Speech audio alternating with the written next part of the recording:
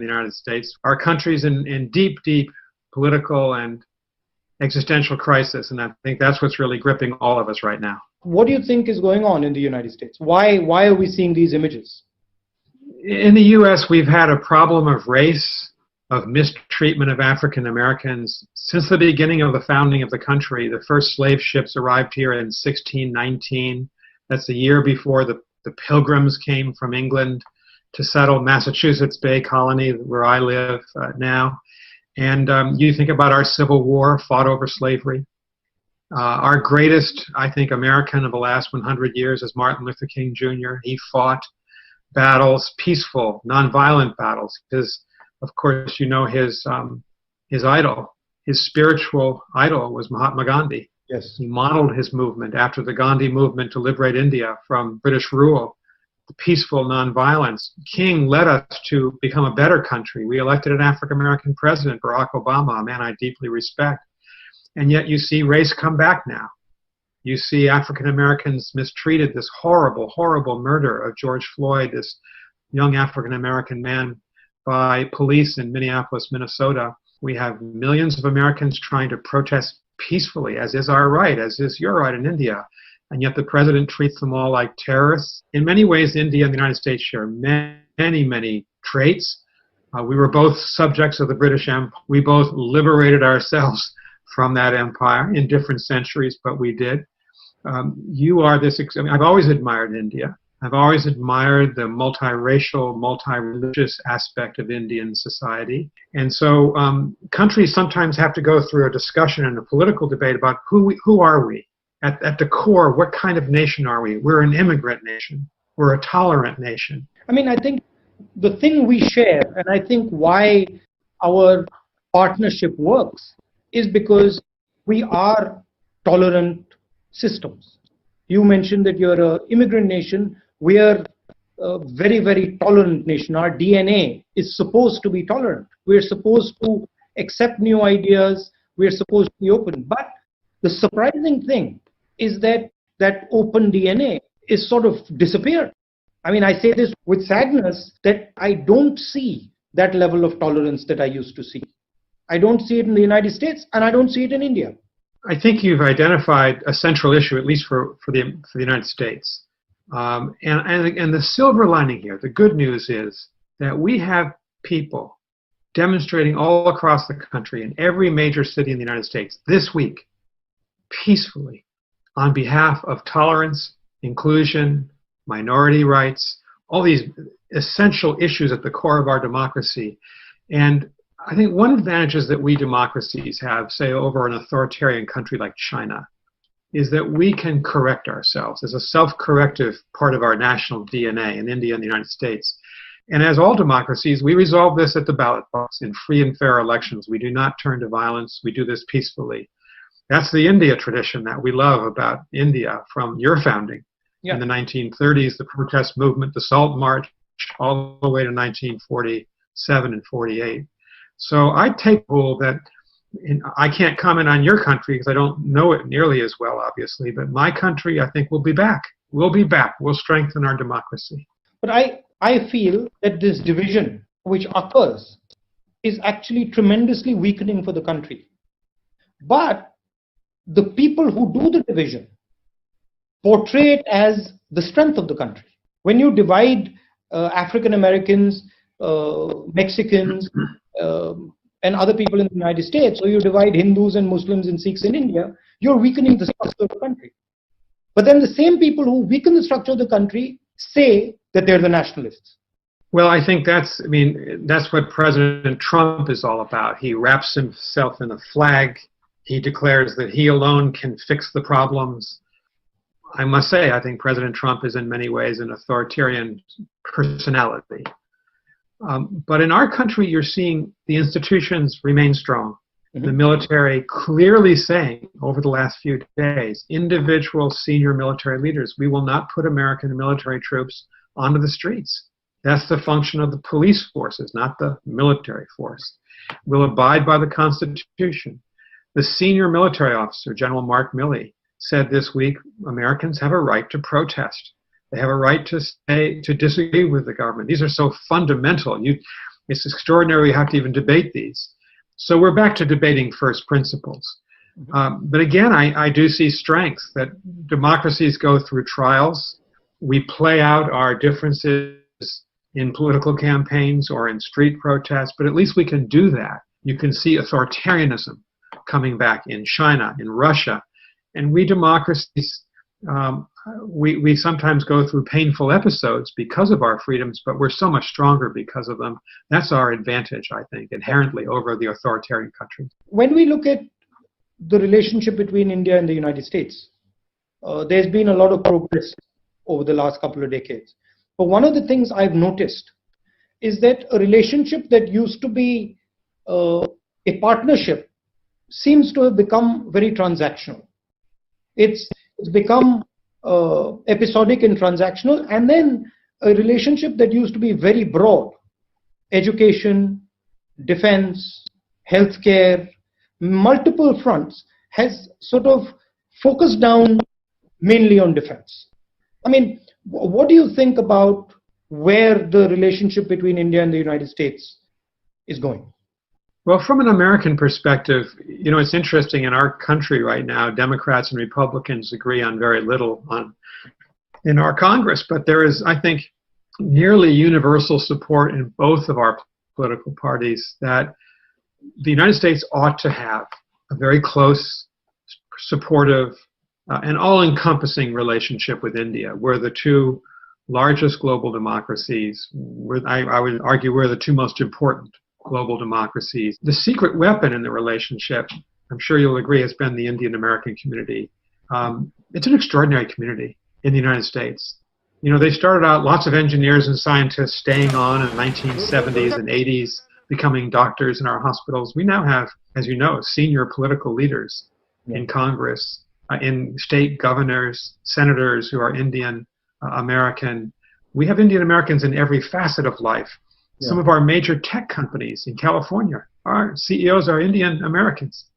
So I think there's been a maturation of that community, and it's a profound bridge between the two countries. So I'm very hopeful that the U.S. and India, our societies, not just our governments, but our society, very close, intertwined, integrated. And that's a great strength if you think that one of the challenges we face is the coming power of authoritarian countries. I mentioned two before, China and Russia. We never want to fight. We don't want war. But we want to preserve our way of life, and we want to preserve our positions in the world. And that's why I think so much of our relationship is so important between our two countries for that reason. I think the Indian American community is a real asset for us and an asset for you. So it's a joint asset, and it's a good bridge to have. How does one think about that going forward? Well, I think that to mention something you said before, Rahul, our military relationship is very strong. If you think about the U.S.-India naval and Air Force cooperation in the Bay of Bengal and throughout the entire Indian Ocean region, we're really together, and this gives me hope. But you're right, it can't be just about that. And so my advice would be, but I would look forward to your thoughts, is keep the doors open to each other. Lower the restrictions on the movement of peoples between the two countries. I think H-1B visas, where a lot of university, high-tech Indian business people come to the United States on H-1B visas, they've been severely limited in recent years. We simply don't have enough engineers in the United States to run our economy. And India can supply many of those engineers. I'd keep the barriers low. I would encourage the movement of people, encourage university exchanges, and certainly encourage us to be working together on democracy promotion around the world, on science, on public health issues. If there's another pandemic in our future, and there most likely is, of some sort, our two countries could be doing a lot more together in terms of vaccine for poorer members of our society. I'd like to see our relationship go in that direction as well. If I look at the history of the United States, and I go back over the last century, I see big ideas, right? I see the Marshall Plan. I see how the United States worked with Japan, for example. I see how the United States worked with the Koreans, and these societies were transformed. I don't see that right now. I'll be very blunt with you. I don't see that type of a vision coming from the United States that is transformative. And one doesn't expect regional ideas from the United States. One expects global ideas from the United States. Well, that is a big idea in itself, the search for a big idea. I remember we were working very closely with Prime Minister Manmohan Singh. You'll remember this. Yeah. And our relationship, when I was involved centrally with the Indian government, it really was focused on trade. It was focused on the military relationship. And we were always searching for your big idea. You're right, because we have something very precious in common, and that's our democratic traditions. I still think that finding a way for Indians and Americans and our governments to combine forces to promote human freedom, promote democracy, promote rule of the people in the world, I think that is a powerful idea that Indians and Americans can bring together to the rest of the world. Again, we are not looking for a conflict with China, but we are waging, in a way, a battle of ideas with China. We can't decouple ourselves or de-link ourselves from China. I would love to hear your thoughts on this. I'd say cooperative competition without ever going into violence. Yes, they have a different worldview. Yes, they have an authoritarian worldview. Yes, we have a democratic worldview. And I'm pretty confident that the democratic worldview will do well. But in order to achieve that, that has to start from inside our countries. We can't have a authoritarian perspective internally and then make that argument. That argument has to be made from the foundation of democracy within the country itself, within our countries. And that's where I see the problem, that it becomes very difficult for us to, from our perspective, to make an argument of democracy when our institutions are being torn apart, when our people are scared, when millions of people in our country are terrified of what's going to happen to them. The most important battle, from our perspective, yours and ours, is to actually bring back our countries to where they used to be, which is sort of where we embrace our cultures, where we embrace our past, where we embrace our people, and where we sort of we give a healing touch, as opposed to this sort of aggressive politics that we're stuck in. Yeah, I think that's a very interesting point. That India and the United States can be working together, not to, as you say, not to fight China, but to make it observe the rule of law as we try to live together in this world. Why do you think that in this COVID crisis, and I say this for most countries, including India and the United States, why do you think there has been almost no cooperation? I think you and I have talked about this before. It's a terrible, terrible disappointment to me. I'm sure it is to you. This crisis was made for the G20. It was made for Prime Minister Modi and President Xi Jinping and Donald Trump to be working together, all of our countries, for the common global good. All of us are confronted. Every Indian American is vulnerable to this disease. And I would have thought at the beginning of the crisis, I would have predicted that countries would have put down their differences and worked for a vaccine together, or how to distribute that vaccine in an equitable and humane fashion. And it hasn't happened, mainly because Donald Trump doesn't really believe in international cooperation. He's a unilateralist. He wants America to go it alone in the world. And Xi Jinping chose to compete with Trump. And the U.S. and China at the heart of the problem here. And I hope when the next crisis comes, we'll do better to work together in a more effective way. And it's the same. It's the same in Europe. I mean, one sees the same friction between Germany, Italy, the United Kingdom that one sees across the world. So there is something happening in the world where people are going into themselves, becoming insular. And I think this COVID crisis has accelerated that sense. A few days ago, I had a similar conversation like this with one of the big business people in India. And he said to me, look, before I spoke to you, some of my friends called me up and said, don't speak to him. It will be very bad for you. Bad things will happen to you. And so there is this atmosphere of fear. you take unilateral decisions. You do the biggest lockdown in the world, most rigorous lockdown in the world, and then you have millions and millions of your manual laborers walking thousands of kilometers back home. So it's this unilateral, episodic type of leadership where you just come and do something and go away. It's very, very destructive. But it's the flavor of the times. That's the unfortunate thing. It's everywhere, and we are fighting it. These are difficult days in all over the world. I think they're difficult days. A major political party. 100%. See, I'm 100%. I'm hopeful. I'll tell you why I'm hopeful. Because I understand the DNA of my country, and I know that for thousands of years the DNA of my country has been of one type, and it can't be changed. So yes, we are going through a bad patch. COVID is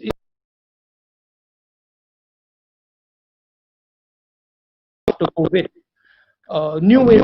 I can already see people cooperating much more than they were before. Now they realize that actually there are advantages to being unified. There are advantages to helping each other. So that is there. How do you think COVID is going to shape the balance of power? What is going to happen in your view between the United States, China, Russia, India? What is going to be the effect of COVID?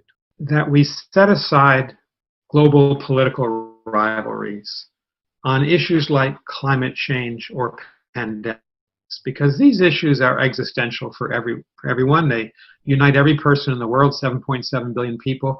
We need to have a future of global politics. Of course, we're going to compete. China and the United States, India and the United States, but we need to preserve space that we can work together on behalf of individual people around the world and give those people some hope that we as governments can help them. That's the challenge with COVID. If you think of it, the last 7 years we've had SARS, H1N1, Ebola, and now the coronavirus. 4 pandemics in 17 years. We will have another pandemic in the next 4 or 5 years. Can we respond as a global community more effective? Can we work together? I think that's the great challenge that I see coming out of COVID. And in terms of the balance of power, do you think that's going to shift in any way, or do you think that's going to stay the same? Or what is going to be? I think a lot of people right now are saying that China is going to surpass. China's winning the battle.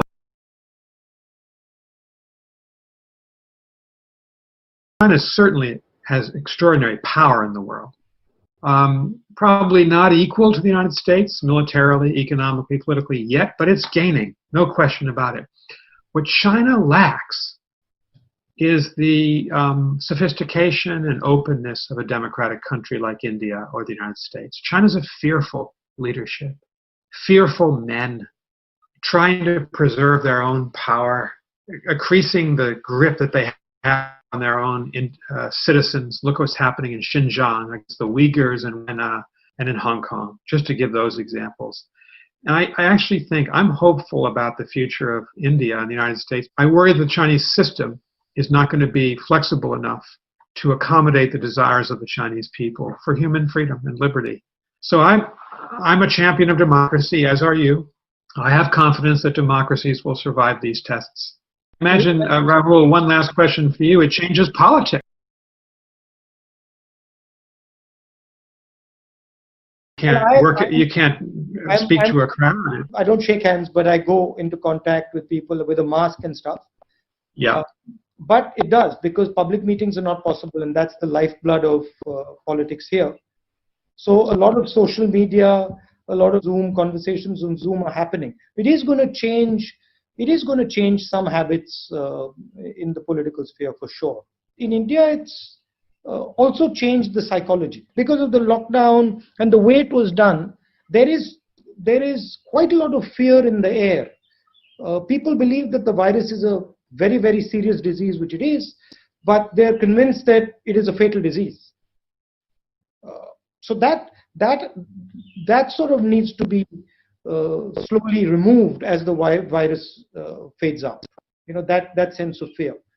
I was just going to say our battle here is to maintain social distancing, try to convince people to wear a mask just like it is in India, because people are beginning to let down their guard in the United States, particularly young people. And another reason I think to keep the universities closed is to protect people. And So I think having that discipline to maintain these kind of shutdown is very important to get through this in the future. Thank you, Ambassador, and lovely chatting to you. And do get in touch when you're here. I certainly will. I'll come by to see you, and all best to you and to your family. Thank you. Thank you. Thank you, Rahul.